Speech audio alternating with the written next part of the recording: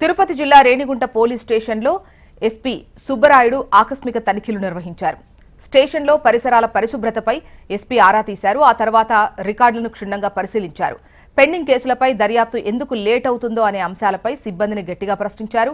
PS పరిధిలో అసాంఘిక కార్యకలాపాలకు తావు ఉండకూడదని కఠిన ఆదేశాలు జారీ చేశారు. శాంతి భద్రతల పరిరక్షణలో ఏమాత్రం రాజీ పడేది లేదని ఎస్పీ హెచ్చరించారు. మహిళా భద్రతపై ఎస్పీ ప్రత్యేక దృష్టి సారించారు. పోలీస్ స్టేషన్ని విజిట్ చేయడం జరిగింది.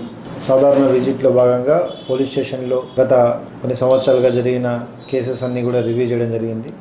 పోలీస్ స్టేషన్ యొక్క పనితీరు, స్టాఫ్ యొక్క పనితీరుని పూర్తిగా వెరిఫై చేయడం జరిగింది. అదేవిధంగా పాత కేసులన్నీ కూడా, పెండింగ్ ఉన్న కేసెస్ అన్నీ కూడా ఒకసారి పూర్తి మళ్ళీ సమీక్షించమని డిఎస్పీని చెప్పడం జరిగింది.